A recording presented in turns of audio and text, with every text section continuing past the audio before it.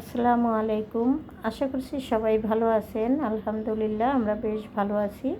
নতুন আরও একটি ভিডিও নিয়ে আসলাম, শেষ পর্যন্ত দেখবেন, আশা করছি ভালো লাগবে।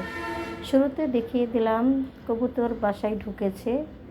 তো রান্নাবান্না দিয়েই আজকের ভিডিওটি শুরু করেছি। তো কী কী রান্না করি দেখতে থাকেন, তাহলেই বুঝতে পারবেন। আর এই রান্নাগুলো সমস্ত সবই কিন্তু আমার ঈদের পরে ছিল, আর সেইগুলো আমি একটু একটু করে আপনাদের সাথে ভিডিও করে রেখেছিলাম, সেগুলোই শেয়ার করলাম। আর বিশেষ যে ভালো মন্দ রান্না করা হয়েছিল, বিরিয়ানি, পোলাও, রোস্ট, এই সেই, সেগুলো আর আপনাদের সাথে আমি শেয়ার করতে পারিনি, কেননা তখন আমার বাসায় গেস্ট ছিল। আর সেই সময় আমি তো আসলে ভিডিও ধরি না, এটা আপনারা জানেন, আমি সবসময় বলে থাকি। আর এই যে দেখতেই পাচ্ছেন, গতকালকে বিকেলবেলাতেও কিন্তু বাসায় অনেক গেস্ট ছিল, আর সেই সময় আমি কিন্তু অনেক খাওয়া দাওয়া করেছি, সেগুলো কিছুই কিন্তু আপনাদের সাথে শেয়ার করিনি। তো প্লেট বাটিগুলো ধুয়ে রেখে দিয়েছিলাম, সেগুলো এখন আমি রান্না করতে করতে শুকেজে উঠিয়ে রাখবো। আর শুরুতে দেখিয়ে দিলাম যে খুব ভোরে ঘুম থেকে উঠেছি, আর সেই সাথে কিন্তু বাসার ভিতরে সব সময় কবুতর ঢুকে ডাকাডাকি করে। আর সেই সময় কিন্তু চারদিক অন্ধকারও ছিল, তাই বলে আপনাদের সাথে অত সুন্দর করে শেয়ার করতে পারিনি। কবুতরগুলি কিন্তু জানালা দিয়ে উড়ে গেল, আর সেইটুকু আপনাদের সাথে শেয়ার করলাম। তো এখানে কিন্তু আমি অনেক ধরনের রান্নাবান্না করেছি, এক এক দিন করেছি, তবে সব রান্না কিন্তু মোটামুটি একদিনও করেছি, সেগুলোই আপনাদের সাথে শেয়ার করলাম। তো করেছিলাম হলো চিকেন রান্না, সেই সাথে করলা ভাজি, আর হলো রান্না করব আলু দিয়ে রুই মাছের ঝোল। তো সেগুলো আপনাদের সাথে শেয়ার করলাম। আর কবুতরের যে কাহিনী, সেটা তো অবশ্যই বলে দিলাম। আর ওই সময় যদি আমি আলোটা জ্বালাতাম, তাহলে কিন্তু কবুতরটা আর আপনাদের সাথে শেয়ার করতে পারতাম না। বাড়ি থেকে এসেছি, আমার সাথে কিন্তু আমার আম্মা, মানে আমার মা এসেছে। তো মাকে তো আর দেখানো সম্ভব না, কেননা আমি যে ভিডিও করি এটাই তো আমার মা জানে না। আর আমার মা এগুলো দেখলে হয়তো ভাববো যে আমি কি করি না করি, কেননা তারা তো আর এই যুগের মানুষ না, অনেক আগের মানুষ। তো সেই হিসাবে হয়তো এইটাই ভাববে, সে কারণে আমি কিন্তু আর ওইভাবে আমার যে আম্মা, তাকে দেখাইতে পারবো না। তো যাই হোক, আমি তো রান্নাবান্না করে নিয়েছি আজকের জন্য। আর সেই সাথে হলো আমি সকালবেলা ঘুম থেকে উঠেই কলা দিয়ে একটা বেটার তৈরি করে রেখেছিলাম। এখানে চাউলের গুঁড়ি দিয়েছি, আমি বড়া তৈরি করে নিলাম। আমাদের দেশে তো বড়াই বলে, অনেকে তেলে ভাজা পিঠা বলে, তবে তেলে ভাজা পিঠা কিন্তু কয়েক রকমেরই হয়, বিভিন্ন রকমের নামও আছে আমাদের দেশে বলে আর কি। এটাকে বড়া বলে, আর যেটা আর একটু বড় করে করে, যেটা মানে ফুলকো ফুলকো হয়, সেটাকে বলে আমদাসা পিঠা।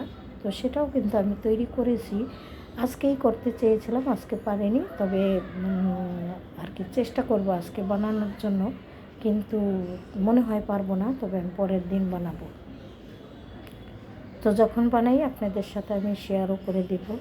দেখতেই পাচ্ছেন, কলা দিয়ে এই পিঠাগুলো খেতে কিন্তু ভীষণ ভালো হয়। আর আমি কিন্তু অল্প অল্প তেল দিয়ে ভেজে নিলাম, কারণ অনেকগুলো ভাজতে হবে, তো অতিরিক্ত তেল দিলাম না, আবার ডুবো তেলেও ভাজা যায়। যাই হোক, এটা ছিল গতকাল বিকেলবেলা তৈরি করে খেয়েছিলাম, আর এখন আমি চলে আসলাম পরের দিন দুপুরবেলা। তো আজকে কী কী রান্না করি সেটাও আপনাদের সাথে শেয়ার করব। এই তো আমি কিন্তু এখানে অনেকগুলো ডাল ধুয়ে দিয়েছি, আর এই ডালটা হলো একদম ভুনা করব, যাকে বলে ঘন ডাল। তো সেই হিসাবে আমি কিন্তু মশলাপাতি দিয়ে আগে একটু কষিয়ে নিলাম, তারপরে কিন্তু ঝোলে মানে পানি দিয়ে দিলাম। আর এখন হলো আমি রান্না করব হলো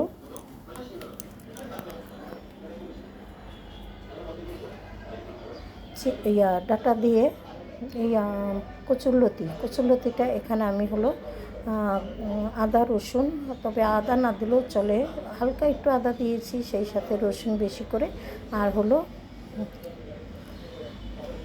জিরা বাটা দিয়েছি, আর রেগুলার মশলা সেই দিয়ে আমি কিন্তু কষিয়ে নিলাম। এখন আমি হলো পরিমাণ মতো পানি দিয়ে একদম মাখো মাখো করে নামিয়ে ফেলবো। এই তো হয়ে গেছে আমার কিন্তু রান্না। তো এখন আমি নামিয়ে নেব। দেখতেই পাচ্ছেন কচুরলতিটা কিন্তু খেতে ভীষণ ভালো হয়েছিল। তো এখান থেকে আমি কিন্তু আরও একটা রান্না করব, আপনাদের সাথে শেয়ারও করব। আর আমার ভিডিওতে হয়তো অন্য রকমের শব্দ আসতে পারে। আর সেই কারণে আমি কোথায় এসে ভিডিওর ভয়েস দিচ্ছি, সে কারণে আমি কিন্তু একটু থেমে থেমে ভয়েসটা দিচ্ছি। তো সবাই ভুল ত্রুটি ক্ষমা সুন্দর দৃষ্টিতে দেখবেন, কেননা সবসময় আসলে সব কিছু সুন্দরভাবে করতে পারি না, এটা তো আপনারা জানেনই। আর আমার ভিডিও দেখলেই তো বোঝা যায়। আর আমি যে কী পরিমাণে ভিডিও করি সেটাও আপনারা জানেন। আর আমি রেগুলার হইতে পারি না, কেননা আমার বাসায় আসলে প্রবলেম আছে।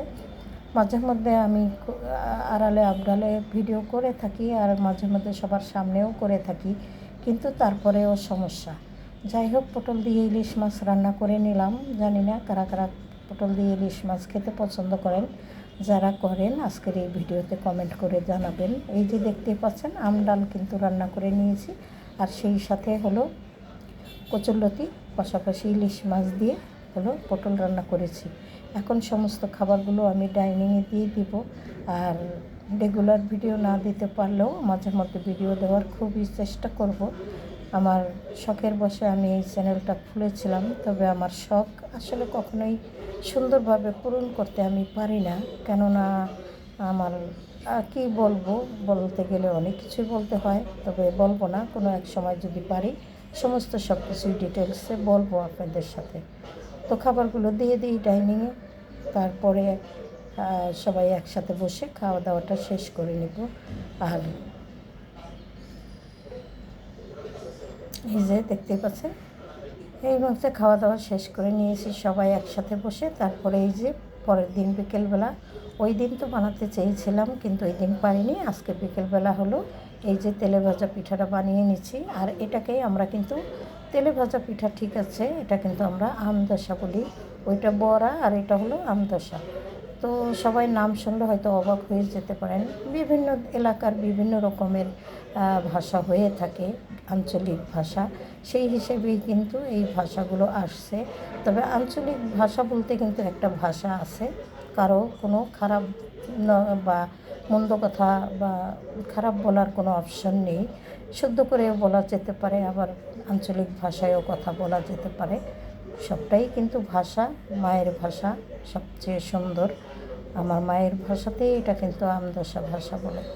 তো যাই হোক, অনেক জ্ঞান দিয়ে ফেললাম মনে হয়, সবাই ক্ষমা সুন্দর দৃষ্টিতেই দেখবেন। অনেকগুলো ভাজা হয়ে গেছে, একটা পিঠা আসলে ওই দিক থেকে পড়ে গেল, পরে উঠিয়ে নেব। তো তারপরে চলে আসলাম হলো রাতের বেলা হালকা পাতলা কিছু রান্নাবান্না করতে হবে, কেননা বাসায় আবার গেস্ট থাকলে একটুখানি রান্নাবান্না করতেই হয়। আর আমি তো রাতের বেলা রান্না করে অভ্যস্ত আছি, এটা আপনারা জানেন। এখানে হলো ছোট চিংড়ি দিয়ে আমি হলো রান্না করব